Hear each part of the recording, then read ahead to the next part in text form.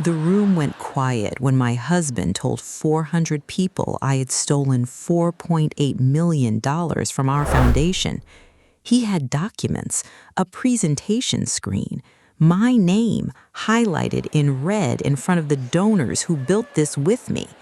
I had given him access once, 48 hours, for a real reason. I trusted the window would close because I trusted him. That was the only mistake I made. He timed it perfectly, before anyone could check the records, before the board could look, before the press finished reaching for their phones. I walked back in. I asked one question. The room already had a verdict, so did you. I just needed one question to make that a problem. 19 days before that gala. Let me take you back to a Tuesday night in my office, before any of this was anything except paperwork, before I knew what paperwork could do. The foundation had a problem, nothing extraordinary. A vendor payment cluster had surfaced 48 hours before our largest scholarship disbursement window. 2 separate approval queues, 2 separate deadlines, one of me. I'd built the foundation on a simple principle: every dollar traceable, every approval authorized, every action documented. 8 years of that. Not because donors demanded it, because I demanded it. The system was mine. I designed it. I knew every corridor of it. So when I needed someone to manage vendor approvals for 48 hours while I held the scholarship side, I did what the system allowed. I created a temporary delegation document. Formal, typed, foundation letterhead, scope defined, event-related vendor payments only, duration 48 hours, expiry midnight, Saturday. I signed it. I slid it across the desk. Dashiell, my husband, the foundation's treasurer, countersigned without sitting down. I noticed that. I just didn't know what to do with it. He was good in rooms like that one, finance-trained, foundation-credentialed, the kind of man donors trusted before he said a word. I had chosen him for exactly that. For 8 years, that choice had been correct. He took the document, said something about getting the vendor queue cleared by Friday. I told him midnight Saturday was the hard close. He said, and I can still hear this exactly, "Of course, I know how you run things." That was the thing about Dashiell. He always said the right sentence. I used to think that was a gift. I know now it was a skill. At 11:58 p.m. Saturday, I sent him a text. 2 lines. "Window closing in 2 minutes. Please confirm all vendor approvals are complete." I sent it from my desk in the foundation office, where I'd been for the last 4 hours managing the scholarship queue. I sent it because I always close the loop, every action documented, every expiry confirmed. He read it. The 2 blue check marks appeared at 11:59. He didn't reply. I told myself that meant he was finished, that the silence was confirmation, that a man who knew how I ran things would know that silence in response to a closing confirmation text was not the right answer. I told myself a lot of things about Dashiell that I believed because I'd chosen to believe them. And that is the part I cannot give you a clean explanation for. The part where I look back at that Tuesday night and see it for what it was. I handed him 48 hours. He kept them. Not the hours, the access. And I didn't know because I trusted the window would close because I asked it to, because I asked him to. Here's what I've learned about delegated authority, and it took me 8 years of running a foundation and 19 days of watching my name on a presentation screen to really understand it. A window only closes if someone on the other side decides to close it. I built the system, I documented the expiry, but the enforcement mechanism was a man who had already decided that the window was still useful. I drove home that Saturday night thinking I'd handled it well. That's the part that kills me now. I thought I'd handled it. Here's what I want you to understand about those 17 days. I was not idle. I was not careless. I was completely, entirely, professionally somewhere else. Gala preparation for a foundation at this scale is not event planning. It's a second organization that runs parallel to the first one and then collapses into it on a single evening. Seating charts for 400 donors, each one weighted by relationship history and giving tier. Fellowship announcements. I read every recipient's file personally, every year, because the point was never the gala. The point was the students. The gala was just how you kept the donors close enough to fund the students. I knew the names of every scholarship recipient presenting that night. I knew their universities, their research topics, the actual paragraphs in their essays that had made me stop reading and put the file down for a minute. I knew all of that. What I did not know, what I would not know for another 14 days, was that 7 approvals had been processed through a delegation window that had closed 17 days earlier. 7. 3.2 million in scholarship disbursements and 1.6 million in vendor payments authorized through credentials that had no business authorizing anything. I found out the way I find out most things in the foundation, through Iolanthe Mercer, our compliance officer, and the reason the foundation has never once failed a donor audit in 8 years. She sent me an email 3 days before the gala, subject line, flagging for review, authorization path anomaly. The body of the email was 1 paragraph. She had found 7 post-window approvals in the queue. The authorization path looked unusual. She was pulling the log before the gala. She would have it ready. I read it in the back of a car between 2 donor meetings. I marked it as important. I trusted Iolanthe to do exactly what she said she would do because Iolanthe had never in 8 years told me she would do something and then not done it. I need you to understand that I did not ignore it. I acknowledged it. I delegated it to the person most qualified to handle it, and I kept moving. That is not negligence. That is what running a foundation looks like from the inside. What I should have done is different. I know that now. I should have stopped the par. I should have called Iolanthe from the back seat instead of waiting. I should have asked 1 question that afternoon instead of asking it in front of 400 people 19 hours later. But I was managing 7 other things, and I trusted the system, and I trusted Iolanthe, and I trusted him. Still. Even then. 3 days before the gala, with Iolanthe's email on my phone, I trusted Dashiell Voss. You want to know the worst part? He was at the gala site that same afternoon. I saw him talking to the AV team. He had a folder under his arm. I thought he was reviewing the program. I remember thinking this, I thought he was being helpful. The night before the gala, Cosima called. Cosima Wren, our outside counsel, the kind of attorney who calls you at 8 p.m. only when she has already read something twice and decided it cannot wait until morning. She said, Iolanthe's email. Have you looked at it carefully? Call me in the morning. That was all. 4 sentences. And then the line went quiet. I lay in bed that night and did not sleep the way people do not sleep when they know, not what exactly, but that something has shifted and morning will tell them where. I had learned in 8 years of running an organization to tell the difference between a compliance flag that needed review and a compliance flag that was about to become something else. Cosima's voice told me which one this was. Cosima called at 7:14 in the morning. I was standing at the mirror in my hotel suite, the one the foundation reserved for me every year for the night before the gala, because by then I was always too deep in logistics to go home. My hair was half up. I had my earrings in one hand. She didn't say good morning. Cosima Wren, our outside counsel, never wastes the first sentence on courtesy when the first sentence matters. She said, "The 7 approvals Iolanthe flagged, they didn't go through your credentials, they went through his. The delegation log shows his access was still active after the window closed. He kept using it." I put my earrings down on the marble counter. 7 approvals, 3.2 million in scholarship disbursements, 1.6 million in Gala vendor payments, all processed through a delegation window that had expired 17 days ago, all processed through Dashiell Voss.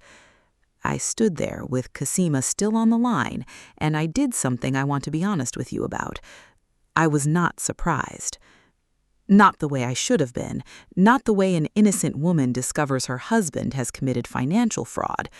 I was the way you are when something you were afraid might be true turns out to be true. A different kind of shock. The shock of confirmation, not discovery. I had known Dashiell for 11 years, married him for 9, worked beside him in the foundation for 8.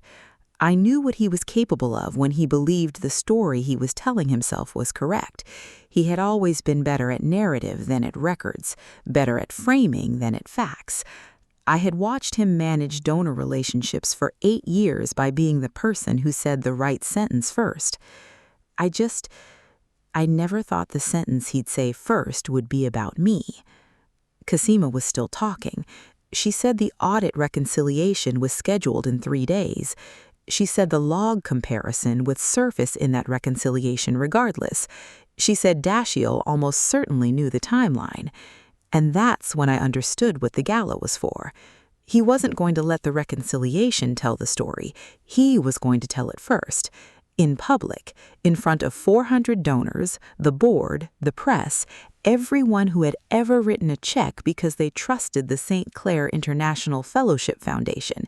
He was going to say my name before the records could say his. I told Cosima to pull everything. Every authorization log, the full delegation matrix, the timestamp comparison. I told her I needed it tonight. She said, "What are you going to do?" I looked at my reflection in the hotel mirror, half dressed, half hair up, 8 hours until the gala. Somewhere in that building, Dashiell was getting into a tuxedo. I said, "I'm going to ask one question." Not a speech, not a confrontation in the corridor before we walked in, not a phone call to the board chair to preempt him. One question, in public, directed at our compliance officer, on the record. And then I was going to let the authorization log answer it. Because here is what I have learned in 8 years of running a foundation built on donor trust. The room always believes the person who speaks first. Dashiell knew that. He had always known that. But the room also has to live with what the records say afterward. And the records were mine.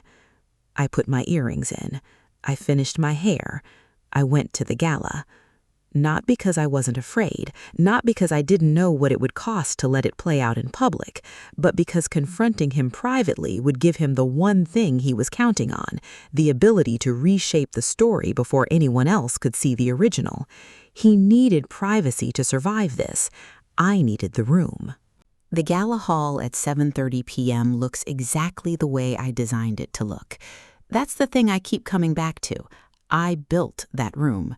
Every detail, the round tables for 400, the white linen, the chandeliers on a warm gold setting, because harsh light makes donors feel scrutinized and soft light makes them feel celebrated.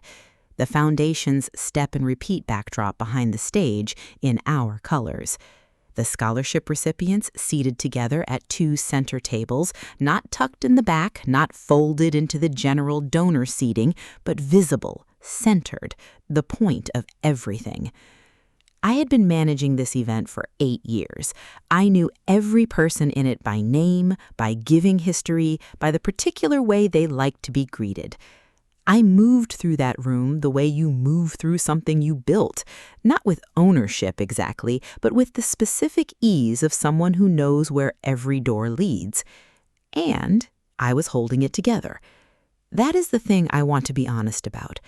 I walked into that room at 7:30 p.m. knowing that my husband had processed $4.8 million through an expired delegation window and was almost certainly planning to use this evening to put my name on it before the records could put his. I knew that.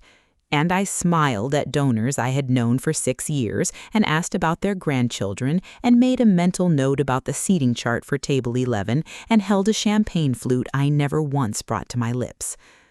I want you to know that is not strength. That is just what it costs sometimes to be the person who built the room. Dashiell was also working the room. That part was normal. What wasn't normal was his circuit. In 8 years, our circuits at these events had a logic, complementary, not identical. He took the finance-forward donors on the north side. I took the program-invested donors on the south side. We met in the middle, somewhere around the fellowship announcement segment, and presented a unified front for the board members along the east wall. That night, his circuit was wrong. He was at the south tables, my tables, before I reached them, not talking to the donors there, talking past them toward the stage. And the 2 board members he chose to stand near the stage entrance, not the finance committee chairs he usually gravitated toward, the original charter signatories, the 2 people whose public support would matter most if a question of institutional governance suddenly needed community anchoring. He had thought about who to position himself next to. He had made a list somewhere, and he was executing it. I watched him for 45 seconds from across the room. Then I texted Iolante, "Is everything ready?" Her reply came back in under a minute, pulled and ready. "I'll be at the control point." 4 words. That was enough. The log existed. Iolante had it. Whatever Dashiell was about to do, the answer already existed in a tablet in the back of the building. I just had to get the room to look at it before it decided. I turned back to the donors at table 7, asked about the university research program, smiled at exactly the right moment, kept moving. The folder under his arm, slim, dark, not the evening program, I clocked it at 8:40 when he crossed the room to speak to the AV coordinator near the stage. Here is what I've learned about rooms full of wealthy people and presentation screens. Whoever controls what goes on that screen controls what the room believes, at least for the first 30 seconds. Dashiell knew that. He had spent 11 years in rooms where the screen was the argument. He wasn't talking to the AV coordinator about logistics. He was loading the weapon. The program ran on schedule through 9:12 p.m. I know the exact time because I had been tracking it for 8 years. The fellowship announcements always ran long, the donor recognition segment always ran short, and the treasurer's closing remarks were a standard 3-minute slot that Dashiell had filled 4 times before without deviation. At 9:14, he deviated. I was standing near table 9, a center table, good sightline to the stage. I had a champagne flute in my right hand.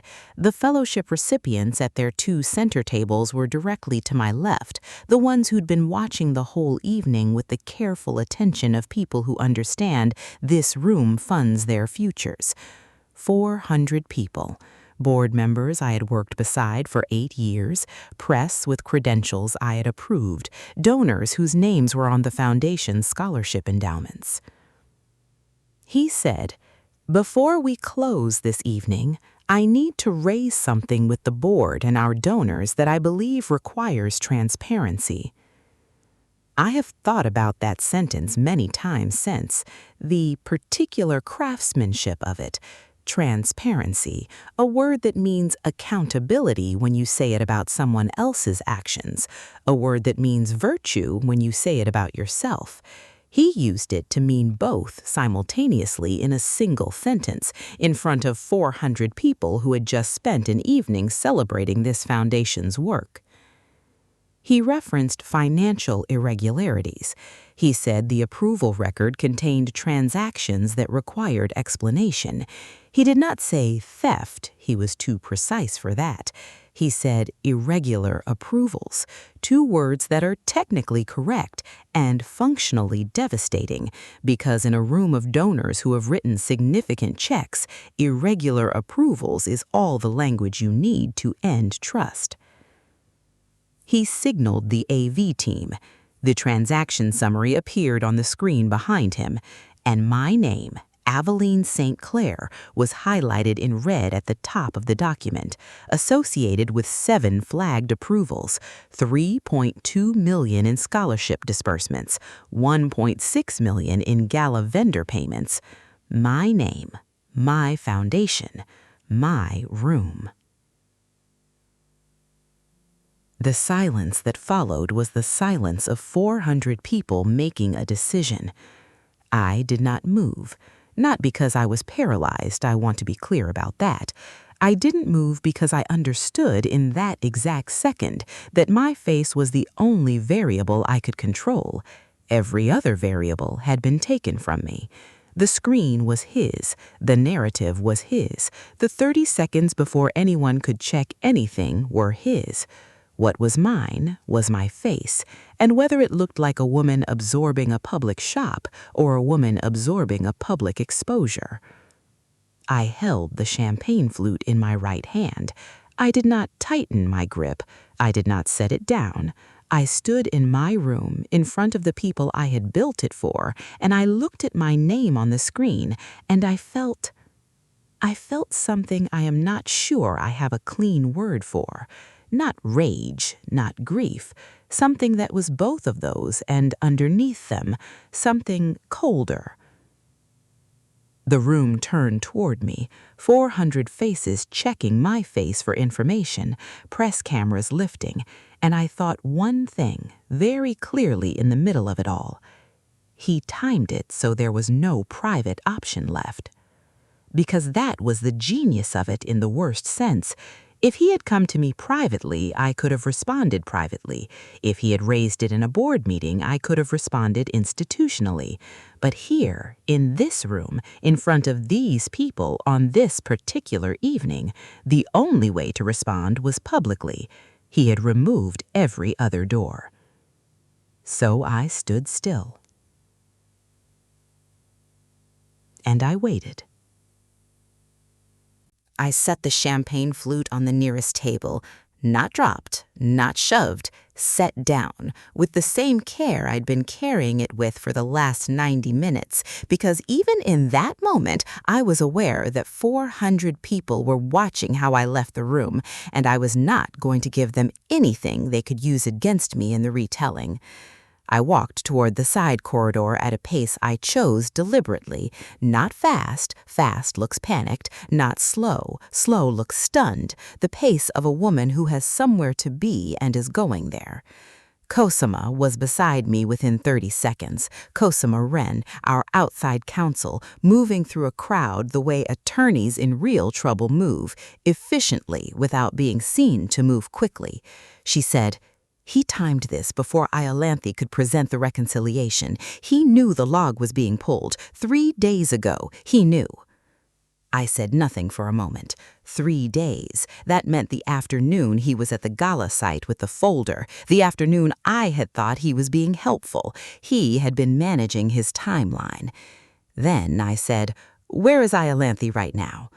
Cosima looked at me, not because the question was strange, because of how fast I got there. "Control point," she said. "She has everything." That was the 12 seconds. I know it sounds like more. It wasn't. Here is what I want you to understand about that corridor. I am not a person who performs composure in a crisis. I am a person who, when the thing I feared most happens, goes very quiet and very specific very quickly. It is not a virtue. I have been in enough moments of institutional crisis over 8 years to know that grief and fury are real, and they will come, and they will have to wait, because right now I need to think about what the room will believe in the next 6 minutes. He had the screen. He had the prepared remarks. He had the board members he'd pre-positioned. He had the 30-second head start that comes from being the person who speaks first. What I had was Iolanthe and everything Iolanthe had. A speech wouldn't work. A denial wouldn't work. Anything that sounded like a defense would sound exactly like a defense. And in a room that has just been primed to question my integrity, defense language sounds like confirmation. But a question directed not at Dashiell, not at the board, but at the compliance officer, on the record in front of everyone, a question asking the room to do what the room hadn't done yet. Look at the actual authorization trail. That would work, if Iolanthe had the log, if the log said what Cosima told me it said, if I could get to the microphone before the room finished deciding without it. I told Cosima, "I'm going back in." She said, "Are you sure?" I thought about that question for exactly 1 second. Here is what it costs to be publicly accused in the room you built.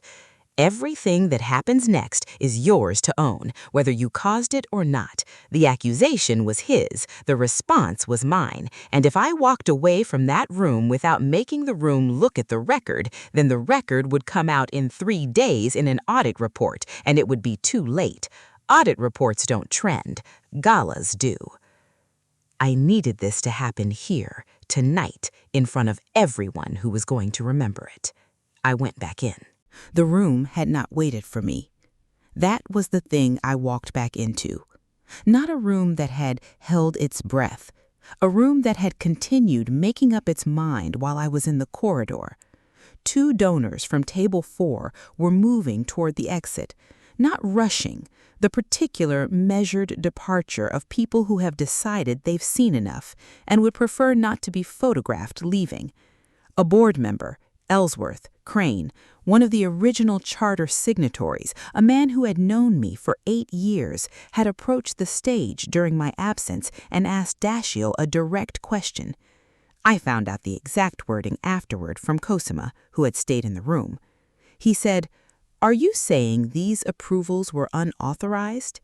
And Dashiell said, and this is the sentence I will carry for a long time, he said, "I'm saying the authorization path requires explanation. Not yes, not no. Requires explanation. The language of a man who wants the room to draw a conclusion without being held to the conclusion himself. It was the most technically defensible sentence he could have said, and it was enough. The board member nodded slowly, the way people nod when they've been given an answer that isn't an answer and have decided to let it stand. And the room began to settle into a verdict. The press photographer had been capturing everything since the transaction summary appeared on the screen. A journalist I recognized, she covers the philanthropic sector, had written 2 profile pieces on the foundation, was already on her phone. Not filing a story yet, but composing, drafting. And the fellowship recipients. I need to tell you about the fellowship recipients, because that was the part that cost me the most. They were at their 2 center tables, the students I had read files for, whose research I could summarize, whose essays had made me put folders down and take a minute. They were watching the stage. They didn't fully understand what was happening, but they understood the social temperature, the way you understand weather before you have the vocabulary for meteorology. One young woman, Adesola, first-year doctoral candidate, computational linguistics, the essay that had made me put the folder down, had her hands flat on the table and was watching with an expression I recognized as the fear of someone whose security is in another person's hands and that person is currently under attack. I was not going to let Adesola go home that night wondering if her scholarship was safe. I walked toward the stage. The room noticed. Murmur dropped. Heads turned. 400 people who had been forming a verdict now paused to see what the accused was going to do. I reached the microphone. I did not look at Dashiell. I looked at Ellsworth, the board chair, the original charter signatory, the man whose question Dashiell had just deflected with 5 words, and I said, "I'd like to ask our compliance officer to confirm, on the record tonight, which authorization credentials were used to process the 7 flagged approvals, and whether the delegation window that authorized any access to those approvals was still active at the time of processing." I stepped back from the microphone. The room looked at Ilante. "This is the thing I need you to sit with, because I have been sitting with it since that night." I was right. The records were right. The authorization log was going to say exactly what Cosima told me it would say. I knew that, and I still had to stand at a microphone in front of 400 people and perform a public request for institutional verification because the truth on its own, in 3 days, in an audit report, was not enough. Truth that arrives quietly doesn't undo public shame. Truth has to arrive in the same room at the same volume in front of the same witnesses. He made a public accusation. I had to make a public question. Both of us were using the room. The difference was what we were trying to prove, but the method, the standing at the microphone, the 400 witnesses, the performance of transparency, the method was the same. If you think that doesn't cost something, you've never had to prove the truth to the room that was already deciding without it. Ilante Mercer walked from the compliance control point to the stage. The authorization log entered the room. Iolante reads the way she always reads official documents in public, without inflection, without pause for effect, without any editorial comment that could be challenged or contested, just the record stated as the record. She said, "The temporary delegation of authorization was granted to Dashiell Voss 19 days prior to this event. The window duration was 48 hours. The window closed 17 days before this evening's date." She tapped the tablet screen once. The split screen appeared behind her on the same presentation screen Dashiell had used, the transaction summary he put there on the left, the delegation matrix and authorization log on the right. The 7 flagged approvals were processed between 12 and 17 days after the delegation window closed. The authorization credentials on each approval, Dashiell Voss. The credentials of Aveline St. Clair do not appear on any of the 7 flagged transactions. That was all. The log did the rest. The room absorbed it the way rooms absorb things they cannot immediately integrate, in silence and then in pieces. A board member near the stage stood up from his chair slowly, the way men stand when they are recalibrating and need their full height to do it. The donor, who had been moving toward the exit, coat half on, stopped. Did not turn back, just stopped, coat half on, facing the door she hadn't reached yet. The press photographer lowered the camera, not putting it away, just lowering it the way you lower something when you need a second to understand what you're looking at. The fellowship recipients at their center tables looked at each other. Adesola's hands came off the table surface. She put them in her lap. Whatever she had been bracing for, the bracing was over. Dashiell remained at the edge of the stage. His face did not break. I want to be accurate about that. His composure held, the same composure he'd maintained all evening, the same precise warmth that had made him credible to every table he'd visited and every board member he'd pre-positioned. It held, but the room was reading it differently now. Because here is what I have learned about composure in a public crisis. It reads as authority when the room believes you, and as armor when the room doesn't. Nothing about his face changed. Everything about what the room decided his face meant changed. That is the thing about narrative control. It works right up until the moment it doesn't, and then it works against you permanently, because the room remembers not just what you said, but the confidence with which you said it. He had stood at that microphone and said irregular approvals requiring explanation with complete composure. The same composure was still on his face. The room now had enough information to understand exactly what that composure had been protecting. I was standing near the back of the stage area. I had not moved in 4 minutes. My hands were at my sides. The champagne flute I had set down on the donor table before the corridor, it was still there, full, untouched. I did not go back for it. He stepped to the microphone. I will give him this. He did not hesitate. A lesser version of what he was doing would have hesitated. He walked from the edge of the stage to the podium with the same measured pace he'd used all evening, and he put his hand on the microphone and he spoke. He said, "The access path was a governance gap that needed to be surfaced. The Foundation's delegation controls required review. I used an available authorization window to flag what internal reconciliation would have caught in 3 days. The intent was accountability." 4 sentences. I have thought about those 4 sentences many times since that night, because they are not technically all false. The access path was a governance gap. The delegation controls did require review. The internal reconciliation would have caught it in 3 days. 3 of the 4 sentences are accurate. The 4th, the intent was accountability, is the sentence where the self-deception lives. He had told himself that story. I believe that. I think he had been telling himself that story for weeks, perhaps from the moment he first processed an approval through the expired window and needed a reason that wasn't the real reason. And the story had gotten cleaner each time he told it, cleaned up in the retelling the way stories do when you're the only one listening. That is the thing about intelligent self-deception. It doesn't look like lying. It looks like a man who has genuinely arrived somewhere that feels to him like principle. Cosima stepped forward. Cosima Wren, our outside counsel, does not raise her voice. Not in courtrooms, not in conference rooms, not in gala halls. She addresses the board chair directly.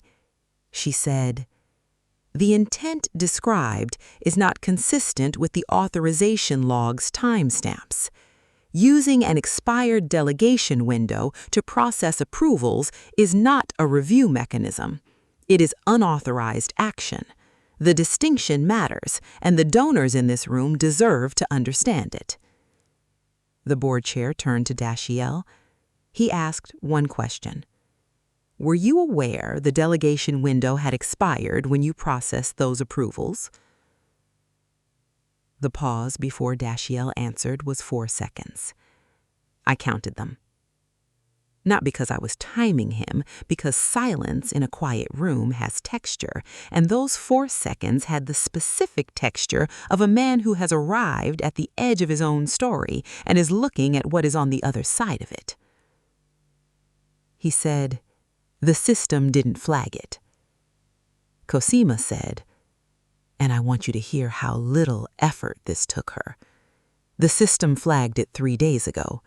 Iolante's compliance report is time-stamped." That was it.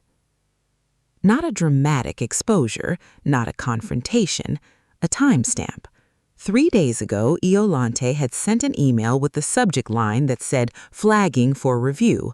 The compliance report existed. The flag existed. He had access to it, and he had chosen actively, with the full knowledge of what the reconciliation would surface, to make the gala the forum instead. The board chair nodded once.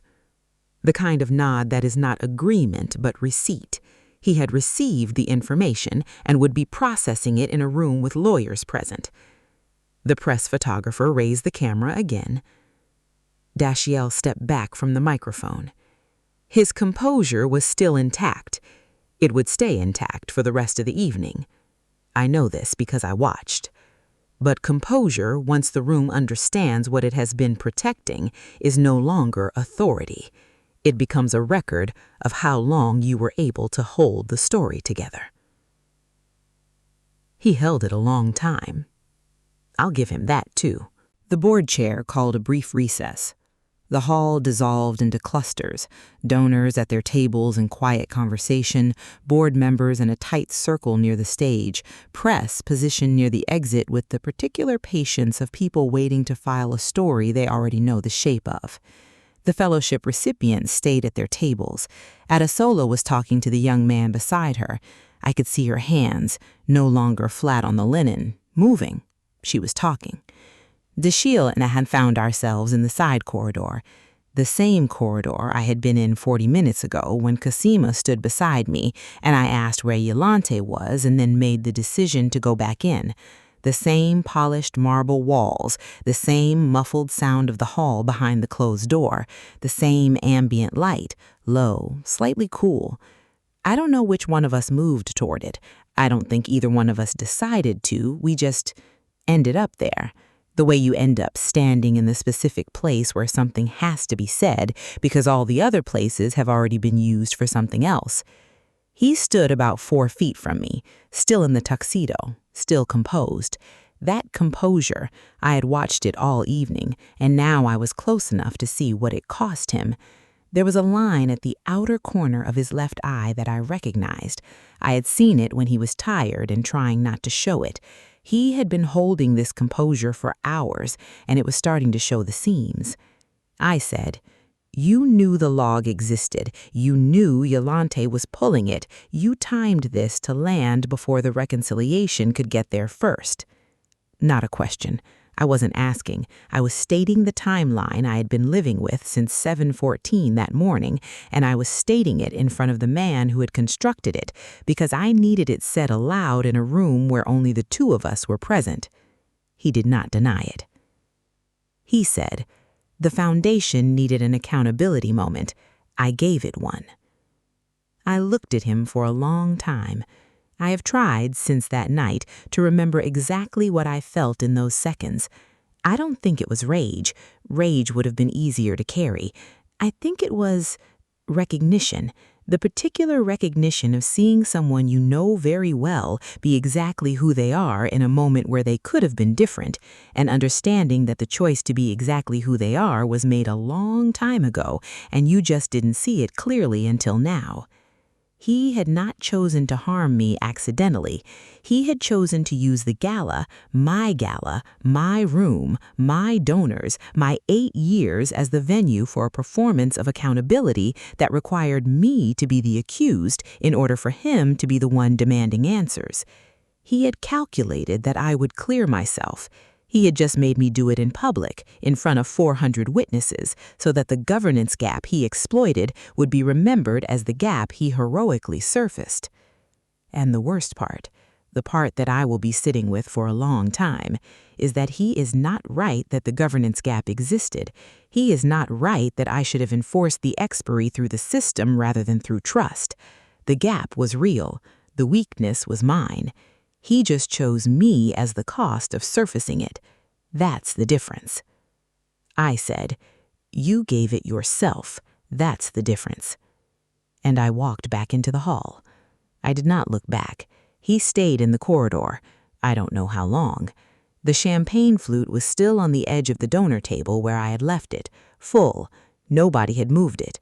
The gala hall around it, the clusters of conversation, the board members near the stage, the press near the exit, was the room I had built, moving through the specific aftermath of a public crisis. Not broken, bruised. I passed the flute. I did not pick it up. Later that night, someone from the foundation's event staff would clear the tables. They would find it, still full, rim unmarked, and they would assume a guest had abandoned it. They wouldn't know it was mine. They wouldn't know I had carried it for 90 minutes without drinking because I couldn't afford to soften anything, and set it down when I went to make the only move available, and never went back. Some things you put down and don't return to. The flute, the marriage, both of them, exactly where I left them, still full of something I never got to finish. Ellsworth Crane, the board chair, addressed the room before the gala fully dissolved. He is a careful man. 30 years of foundation governance have made him careful, in the way that institutional leaders become careful. Precise language, nothing that can be quoted out of context, nothing that sounds like an accusation in a direction that hasn't been adjudicated. He said, "The compliance review has clarified the authorization path on the disputed transactions.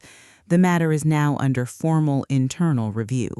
The Foundation's scholarship disbursements will not be interrupted. The record has been reviewed. The Foundation's governance process will be strengthened." 5 sentences. He did not say Dashiell's name. He did not say I had been falsely accused. He said governance process will be strengthened, and everyone in the room who understood institutional language understood exactly what that meant and who it pointed at. And everyone who didn't understand institutional language went home with a vague sense that some paperwork had been corrected. That is how institutions protect themselves, with the grammar of careful distance. I built this foundation. I know this grammar. I used it myself for 8 years when I needed to address a problem without escalating it. Hearing Ellsworth use it tonight, I understood, for the first time, what it sounds like from the other side. Several donors came to find me. A few offered words. Most offered something quieter, a hand on my arm, a held glance, the particular warmth of people who don't know what to say but want to be present. One woman, she has given to the foundation for 6 years, she funds 2 of our mid-career fellowship tracks, took both my hands and said, "The students are what matter. I'm still here." I held that for a moment. It was the only thing said all evening that made my eyes do something different. The fellowship recipients were gathered near the exit. I saw them from across the hall, the 2 center tables emptying as the evening wound down, the young scholars in their formal attire moving toward their coats and the end of whatever this night had been for them. I walked over. I said, "Your awards are secure. None of what happened tonight changes what you've earned." One of them, Adesola, Computational Linguistics, the essay that had made me put the folder down, looked at me for a moment. Then she said, We know it was you who built this." I built the foundation so it wouldn't need a person to vouch for it. The governance system, the compliance structure, the delegation protocols. I built all of it so that the institution would be larger than any one person's reputation, including mine. Tonight, it needed me to stand at a microphone and ask one question to keep it standing, and then a 23-year-old doctoral candidate needed to tell me she knew it was mine. That is the character of what was lost tonight. Not the foundation. The foundation is intact. What was lost is the version of the institution where none of that was necessary. I thanked her. I walked back through the hall. The champagne flute was still on the donor table. Nobody had cleared it. It was still full. The founder's suite. They reserve it for me every year for the night before the gala because by then I'm too deep in logistics to go home. This year they kept it for the night of. I had taken the gown off. I was sitting at the desk in the suite in my dark gray jersey robe, the one I always bring for these nights, folded in the overnight bag I pack before every gala because I know I will not be going home. The city was visible through the floor-to-ceiling window. The light was what it always is at 2 a.m., not dark, not bright, the city still running on half power, indifferent. I opened the laptop. The delegation document was in my inbox, the one I had sent myself 19 days ago at 11:58 p.m. on a Tuesday after Daschle countersigned and left the office. I sent it to myself because I always send myself the record. 8 years of foundation governance, and I have never once relied on a system to file something that I needed to be able to find. I read it. The scope. Event-related vendor payments only. The duration, 48 hours. The expiry, midnight, Saturday. Both our signatures at the bottom. Mine first. I closed it. I did not delete it. I don't know if I can explain why that felt like a choice. It was just, I looked at the document and I thought, this is what good faith looks like. Documented, bounded, signed. And then I thought, good faith is not the same as protection. I already knew that. I just had to look at the evidence of it one more time to confirm I still knew it. My phone had 17 unread messages. I opened one, Iolanthe, sent at 11:47 p.m., log submitted to board chair, formal record secured, call when you're ready. I typed back 3 words, thank you, tomorrow. I set the phone face down on the marble desk. And then I looked at the window, not at my reflection. I was not interested in my reflection tonight. Through it, the city, the particular geometry of a city at 2 a.m., the lit windows that mean someone else is also awake, the dark ones that mean someone got to stop. 8 years of the foundation, the scholarship recipients whose names I know, all 47 currently enrolled, every research focus, every essay that made me put the file down and take a minute, the 48 hours I gave him, the 17 days I didn't watch, the 7 words in the corridor, the board chair's grammar. I don't regret the words I said to him. I want to be clear about that. I don't regret you gave it yourself.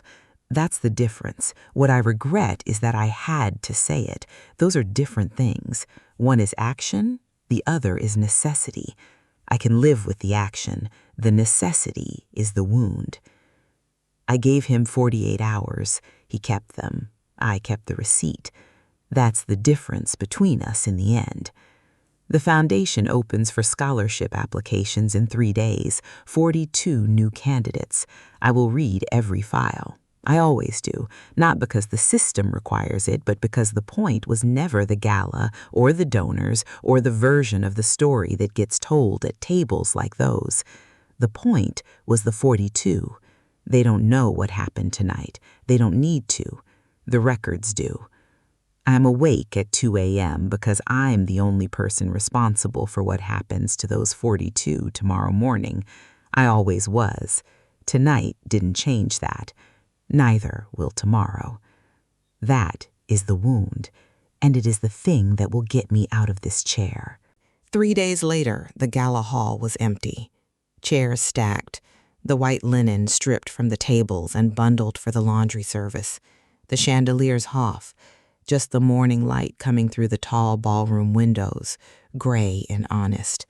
The presentation screen dark, the stage bare.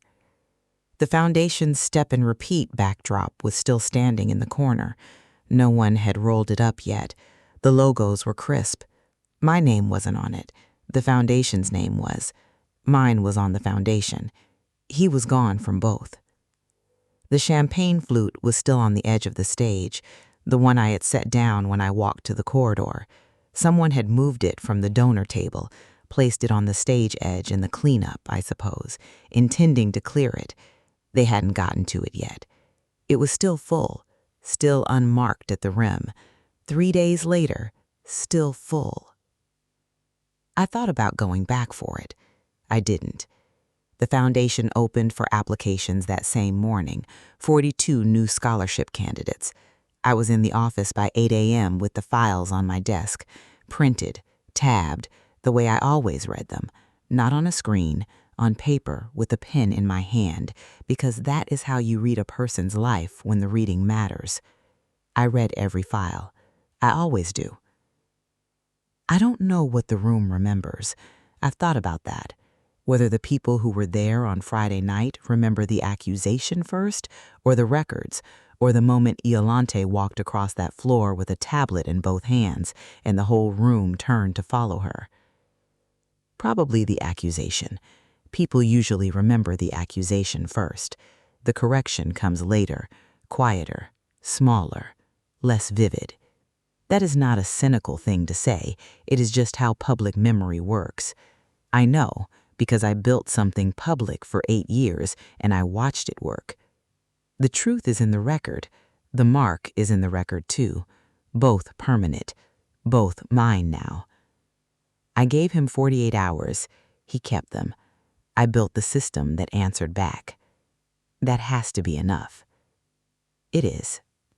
This is American Billionaire Tales, where fortune meets fate.